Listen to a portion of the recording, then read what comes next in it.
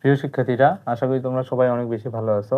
তো আমরা আজকে ট্যাগ কোশ্চেনের একটা খুবই গুরুত্বপূর্ণ কোশ্চেন সলভ করব, যেটা হচ্ছে ঢাকা বোর্ড 2025 সালে আসছে।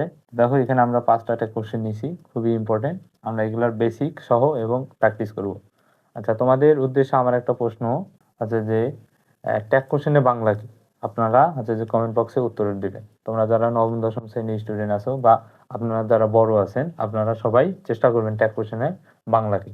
আচ্ছা, কোনো গুগল টুগল করবেন না কিন্তু। এখন এই নাম্বারটা দেখি আমরা সলভ করি। এভরিবডি, আচ্ছা ট্যাগ কোশ্চেনের যে কাহিনীটা হচ্ছে সেটা হচ্ছে যে মূলত অক্সিলারি ভার্ব, অর্থাৎ ভার্বের খেলা, আর একটা হচ্ছে যে প্রোনাউনের খেলা।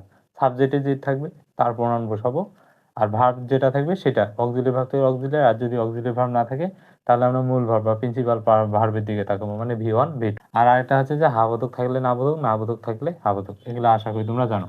তাহলে মনে রাখবা, চোরামি বুদ্ধি দিয়ে আমরা করব এভরি, অথবা যদি বডি থাকে তাহলে আমরা কি বসাবো? দে বসাইলাম। তারপর দেখো ওয়ান্স, এটা হচ্ছে V1 এবং এটা আছে হাবোধক, করতে হবে কি?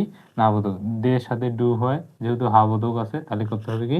নাবোধক। V1 মানে ডুবাটা। আচ্ছা, এ বেটার লাইফ, একটি মানে ভালো জীবন। তাহলে এটা তো মানুষ বোঝাচ্ছে না, যদি বস্তুবাচক বা অমানুষ বোঝায় তাহলে হবে ইট। তারপর দেখো সেলডম, এটা নেগেটিভ ওয়ার্ড, তার মানে আছে নাবোধক, করতে হবে হাবোধক। এটা হচ্ছে V1, ইটের সাথে কি হয়? ডাস। যেহেতু সেলডম নাবোধক, তাহলে বললাম কি? হাবোধক। তাহলে হবে কি? ডাস ইট। তারপর দেখো সাবজেক্ট হিসেবে কি আছে? উই, তাহলে উই এর প্রোনাউন উই হবে। তারপর হ্যাভ টু, এটাকে অনেকে হ্যাভ হিসাব করে, মানে হ্যাভটাকে হ্যাভ ভার্ব ধরে কিন্তু করে দেয়, কিন্তু হ্যাভ টু এটা একটা মডাল অক্সিলারি, যেটা V1 হিসেবে কাজ করে। তাহলে V1 হিসেবে কাজ করলে কি? ডু বা ডাজ হয়। এখন ই এর সাথে কি হয়? ডু, এবং এটা আছে হাবোধক, করতে হবে কি? নাবোধক। তাহলে হবে ডোন্ট উই।